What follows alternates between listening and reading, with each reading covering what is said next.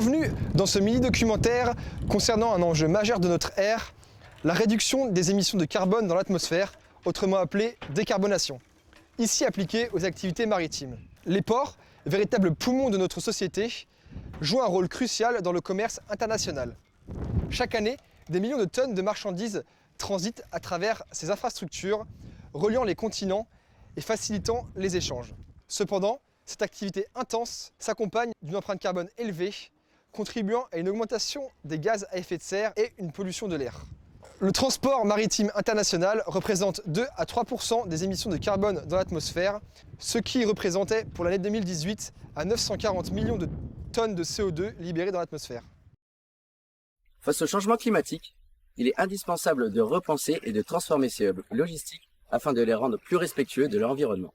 La décarbonation portuaire ne se limite pas seulement à la réduction des émissions de CO2 des navires, mais à l'ensemble des activités portuaires. Rejoignez-nous dans ce voyage au cœur de la transition énergétique, visant à explorer des technologies émergentes provenant d'acteurs essayant de rendre les activités maritimes plus durables.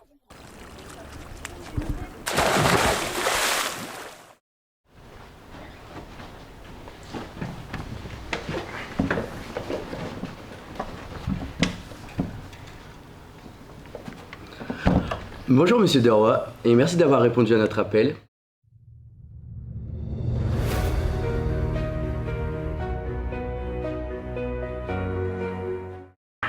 Alors, quelles sont les émissions des DUREC?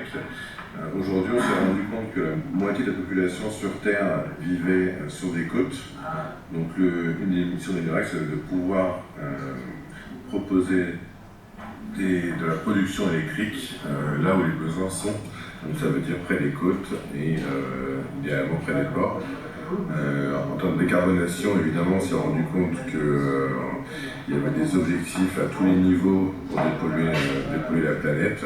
Les pays, sur leur façon dont leur production électrique est générée, par exemple en France, on est en nucléaire, donc un impact CO2 différent que les usines à charbon, qui a un impact différent que les éoliennes.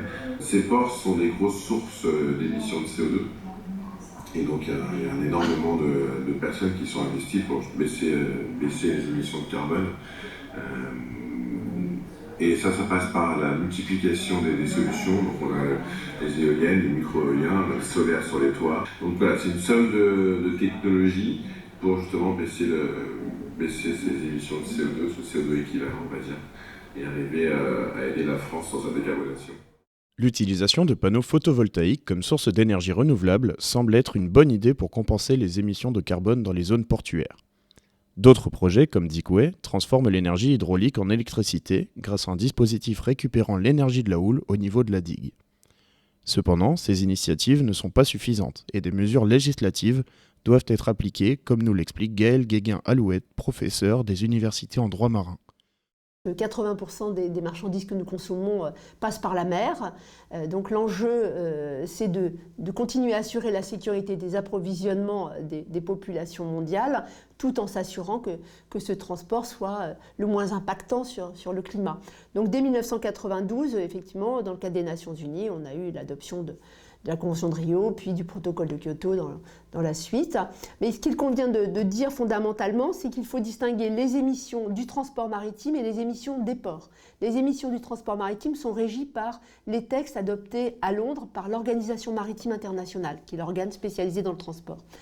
Les ports, eux, c'est-à-dire tout ce qui se déroule sur le port, l'ensemble de l'activité industrielle du port, est régi par les conventions climat des Nations Unies.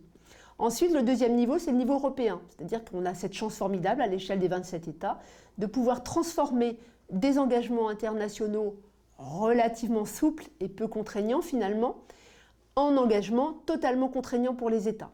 Et c'est les fameuses directives européennes. Ce qui est émetteur sur un port, à 60%, c'est le navire en escale. À 30%, c'est le transport terrestre qui va acheminer les marchandises, elles vont venir et partir par transport terrestre, et à 10%, c'est les terminaux, donc l'activité proprement dite de chargement et de déchargement. Donc l'enjeu de décarbonation du transport, la réduction de ses émissions quand il est au port, à quai et en manœuvre, c'est essentiel. Donc je pense que le sujet, il est moins juridique que sociétal. Tout simplement parce que les projets qui vont se développer vont devoir faire l'unanimité et donc être acceptés. Et on peut penser qu'en décarbonant, on génère des projets parfaitement acceptables, mais pas du tout. Il n'y a aucun projet sans impact, et donc là déjà il y a une question d'acceptabilité. Ensuite il y a une question d'insertion dans le tissu existant, dans le tissu économique existant. Une nouvelle activité va forcément prendre de la place au détriment d'activités préexistantes, et elle va devoir se concilier avec elle.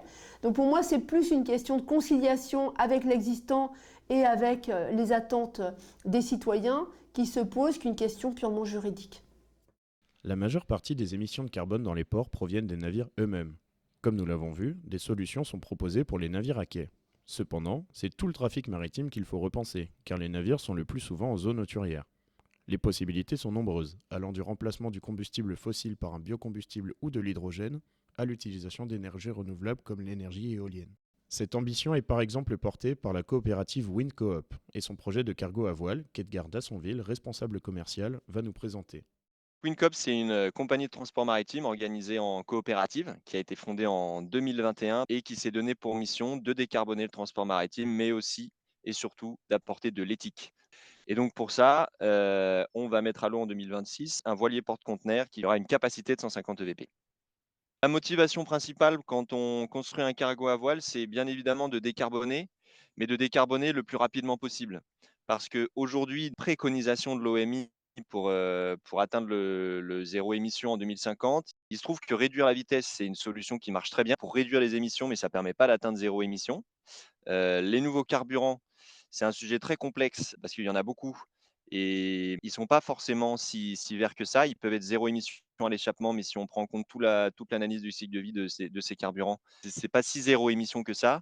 Et donc, par contre, on a une technologie parmi ces trois préconisations de l'OMI, une technologie qui est prête, qui existe depuis des millénaires et qui fonctionne très très bien, c'est la voile. Et donc, si on prend en compte le caractère d'urgence à décarboner le transport maritime, la meilleure solution, en tout cas pour le moment, c'est la voile. Et donc, c'est ça la motivation principale derrière le développement d'un cargo à voile. Ainsi, de nombreux projets se développent afin de réduire les émissions de carbone des ports et de la flotte. Sur la côte, des projets tels que Heliorec et ses panneaux photovoltaïques flottants ont pour ambition de réduire ou tout du moins compenser les émissions de carbone des ports. Tandis qu'au large, des projets tels que les cargos à voile de l'entreprise WindCoop semblent être l'avenir du trafic maritime durable. Accompagnés d'un cadre législatif en évolution, ces projets promettent de transformer profondément l'industrie maritime. Et les avancées attendues dans les années à venir sont non seulement réalisables, mais seront aussi cruciales afin de garantir, tout du moins de respecter nos ambitions en matière de décarbonation et de protection de l'environnement.